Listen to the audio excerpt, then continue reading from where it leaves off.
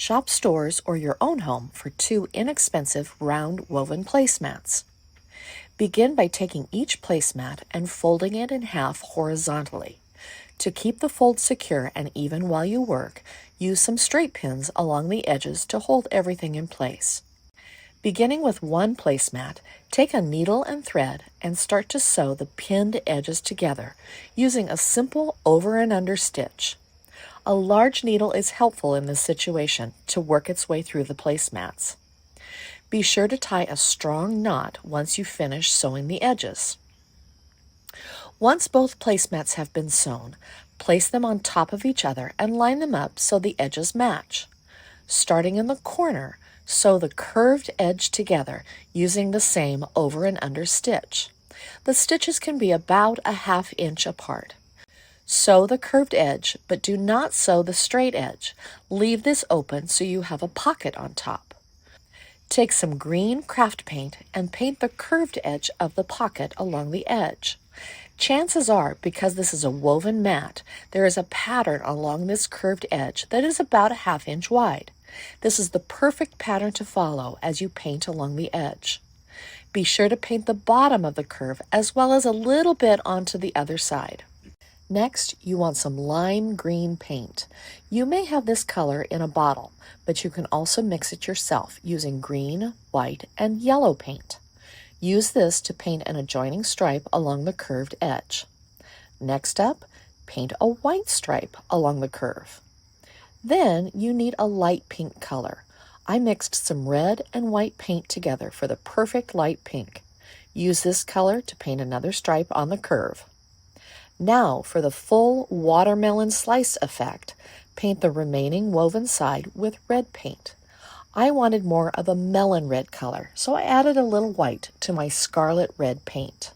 You now need 2 hinged O-rings. Push the hinge down on each ring and pierce through the side of the watermelon slice a few inches down from the top. Take a patterned guitar strap and clip it to the O-rings on the sides of the watermelon slice. Fill the pocket with some greenery or faux flowers, and you have a beautiful hanging door hanger. At this point, you can also paint a few black seeds onto the outside of the watermelon slice. Hang your watermelon door hanger on your front door, a hook, or even a wall indoors for a splash of summer cheer. I found some boots from my local Walmart that were on clearance. I'm going to take one. Since I want this to hang on my wall, I decided to grab some 22 gauge florist wire. And all we're going to do is just run out a length of this. We're going to snip it off. So I'm going to just take that wire and feed it through that hole that's already there, so we're not damaging the boot any further. Take the 2 ends and just simply secure them around. And then I'm just going to take that wire and twist it until the bad part is tucked in behind the boot. So I'm going to use that sunflower bush, and all we're going to do is take that stem and kind of give it a slight bend. That way it's not sticking too far outside the boot.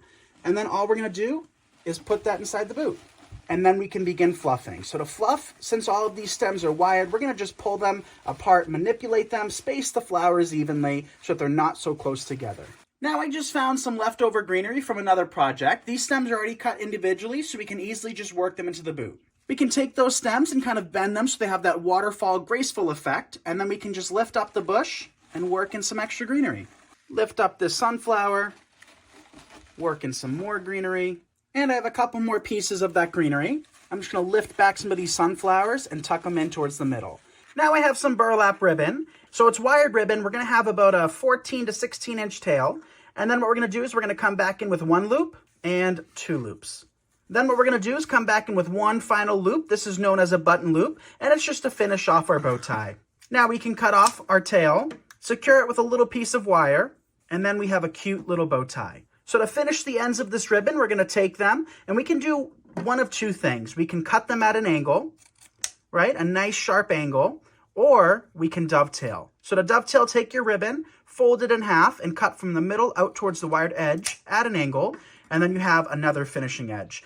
Now all I'm going to do is take that end of the wire, figure out where I want to place my bow, and in today's case, I think on the right-hand side would look very pretty, and then fluffing it out. And we have a really cute way of finishing off, in today's case, a boot, but you can do this to wreaths, swags, garlands, you name it, to create a beautiful outcome. And here's how it turned out, you guys. I absolutely love it, and it was so inexpensive and easy to put together. We used one boot. Again, if you have one on hand, put it to use here. One floral bush, a little bit of leftover greenery, and a little bit of leftover ribbon. This project can cost you $10 to $15 or less. Absolutely love the way it looks on my door, but stick around. I'm about to show you how it looks as a centerpiece. And here's how it looks as a centerpiece, you guys. So not only can you place this on your door or your wall, you can also use this as a floral arrangement. If you have any wicker baskets laying around, this is going to be a really easy project to decorate your door for Halloween. I took this spray foam. You can get it in any kind of foams that you like. And I filled this up. You have to give it about 36 hours to dry, and then it's ready to go. Now we're going to go ahead and give this basket 2 coats of orange spray paint. So now what we're going to do is we're going to take and cut out the jack-o'-lantern face on some foam board. Now that we have our jack-o'-lantern face, we're going to go ahead and attach it to the basket.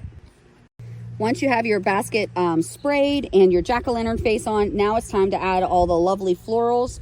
So what you want to do the very first time is you're going to find your main focal flower and you're going to add those in first.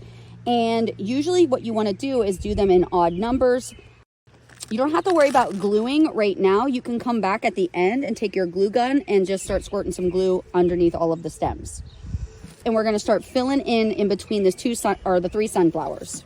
This is a very, very simple project to do. Now I also have these lovely velvet pumpkins. I'm going to place those in, and then I'm going to come back and fill in all the spaces that are still a little bit bare. We're going to go ahead and take some more of these florals and just fill in all the little areas just to give us some more texture and depth. When you get these kind of florals, you want to bring them to life. Don't let them just look like they're nice and flat. Just start bending and moving them and putting them in a really nice position so that it looks like it's more natural. Now we want to finish off the design using some beautiful fun ribbons for our Halloween fall season. All right, so I have this really fun jack-o'-lantern ribbon. It's a 1.5 inch. You're gonna go ahead and do a dovetail. To do that, what you wanna do, fold your ribbon in half, start on that folded edge, just cut at an angle uphill. I'm gonna measure to make sure both loops are the exact same size. You're gonna pinch it in, give it a twist, and then just cut it off, okay? We're gonna come back in with our next ribbon, doing the same thing, making the loops about the same exact size. And then the last one is gonna be this orange, which is tying it into everything that we are doing right here. And we're just gonna place that in over the top. Again, keep measuring your loops so they're the exact same size, and then cut your tail. I'm actually going to use this part of my zip tie, and I'm gonna stick that down in to the design. I absolutely love the way this has turned out. Just starting with a simple basket, adding some foam, a little bit of florals, put a cute little pumpkin face on, and then you've got this gorgeous little door hanger that can carry you through the fall or even into Halloween.